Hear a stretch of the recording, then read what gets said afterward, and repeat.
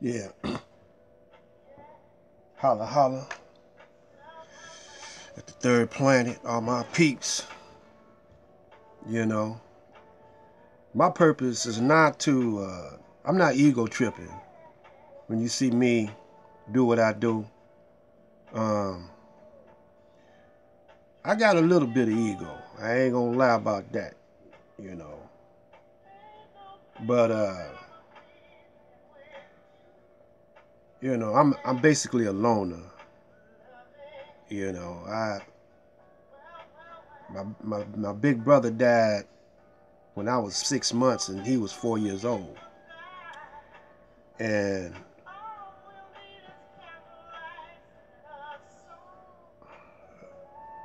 when I was born in 1946, it was the end of World War II.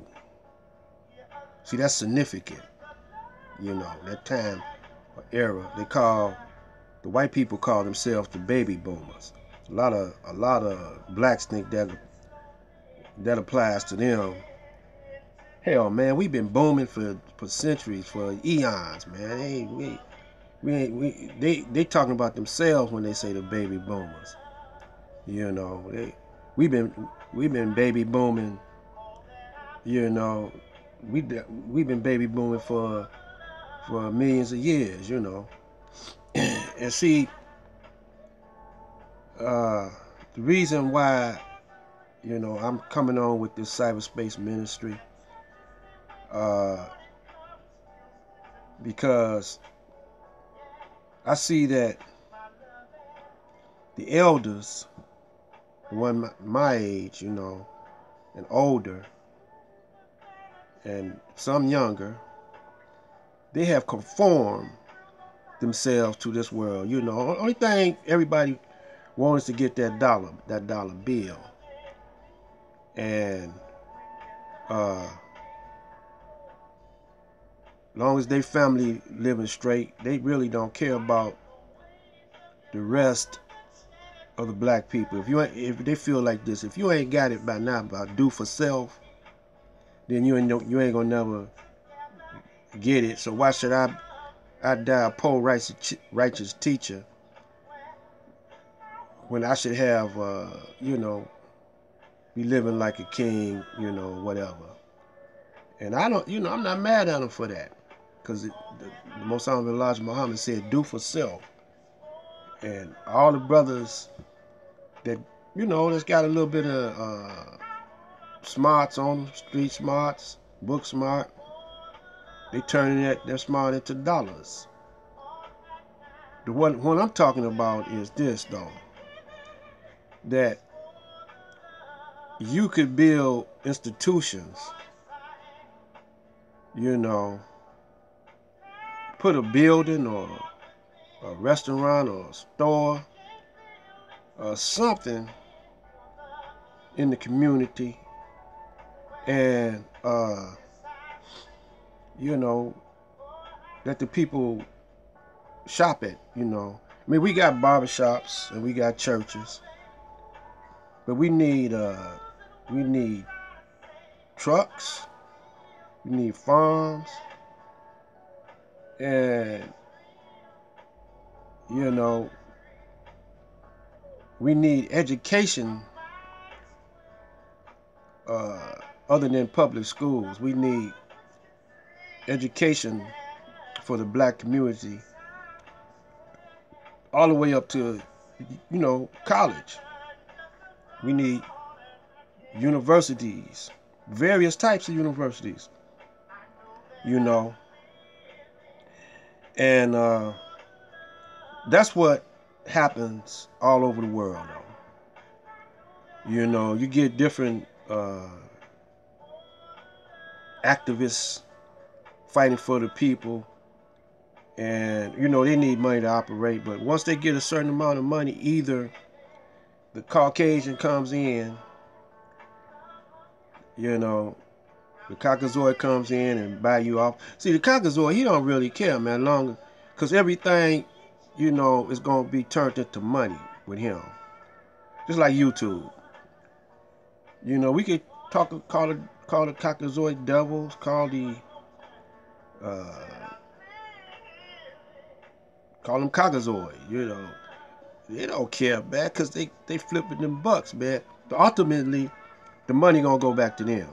So say if a certain group come up with a way to make some money, they gonna make money off of y'all because off of us, one way or the other, But they gonna end up paying the Caucasoid because he controls your energy sources like your food, your electricity, your water, and ultimately he controls the dollar because he can make money off of thin air. He can put that dollar out there, put interest on that dollar. He gonna make money, off of that. He sell money, rent money out.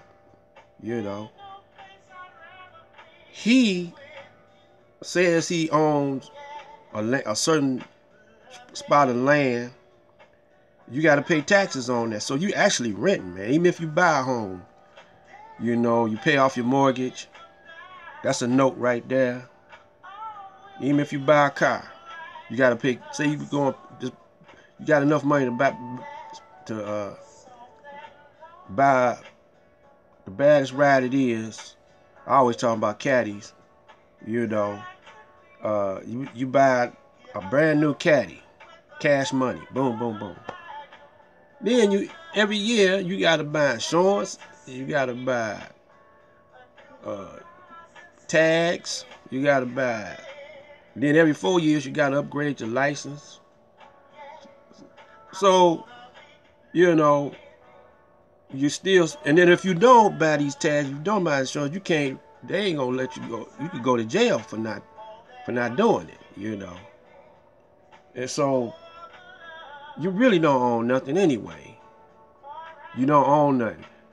You can just control because you can't take it with you when you're dead. You're just using it for while you're here because it's gonna be here after you're gone. But you're not in control of nothing. See, that's the thing. So I heard a brother say, you gotta control others. The main thing you gotta do is control yourself. You gotta control yourself. And once you can control yourself, by you controlling yourself, and the others can't control you, then that's all you want anyway. You don't want nobody controlling you or using you or misusing you. Put it like that, because we all gonna use each other, but it's the misuse of each other that's wrong. So all you brothers and sisters and over in London, England, and stuff like that, y'all bow down to this by permitting them to control you. See, you got to teach others how to treat you. Just like you go to the store and you pay for something and the clerk shortchanges you. They ain't gonna never overchange you. They gonna shortchanges you. You gonna jump on them, you gonna say something like, give me my money or whatever, But when others do it, like the governments, the kings and the queens, when they misuse you and shortchange you, or, exploit you or whatever, you're scared to get on them. Because you say, well, they got this army, they got the guns and the stuff like that. Well, this is where you use your intelligence at. This is where you got to have unity. That's the most intellectual thing you can do, is come together. Unity. And don't let nobody divide you. I'm talking about the women and the men come together. I'm talking about the sons and the daughters come together with the mother and the father. Don't let nobody control your mind. Stay in unity with each other. And you children, Y'all bite the hand that feeds y'all. Y'all rather deal with your peers than to deal with your mother and father. Y'all rather let them raise you than let your mother and father raise you. I don't care if your old man a drunkard or winehead or whatever. Uh, they providing you. They got you into the world. You know, they providing you shelter and they trying to feed you. Some of them is caught up, you know, and everything. So you might not, you know, this might not apply to you in that way, but you gotta understand this. Everybody ain't strong as everybody. You know, everybody got flaws. You know, they pass it on to their children, see. So, but you gotta have understanding and compassion, and that's what we lacking. You know, in the black community, in all communities. You know, you when your elders get to a certain age, when you get to a certain age and your elders get to a certain age, they get a little weak, you don't want to deal with them no more. You know, it takes a strong person to really deal with their elders, you know.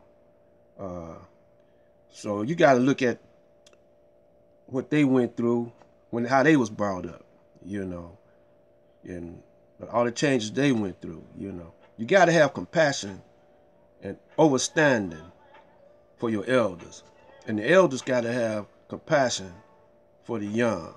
And the woman, she got to have compassion for old man. She got to understand that, you know, he want to be a man. But it's hard, you know. And everybody ain't as strong as the next man. That's where unity come in. They always got these support groups, you know, and this and that and the other. See, that's what we need. We need to support each other instead of tearing each other down. And you can tell in the way we drive, you know, now the guys got road rage, you know, because they don't want nobody getting in front of them. Get out of my way. You know, they'll see somebody crossing the street and run them over. They don't have compassion. Why you don't have compassion? Because you was raised by a beast. You know, you in the beast's house. This is the beast's house. You know, you're in the basement of the beast's house. He won't let you live up there on the top floor with him. You know, he got you in the basement, in a cage like an animal. So you could tear each other to shreds. You know, now he done studied this. I got a psychology book with an experiment he had with rats.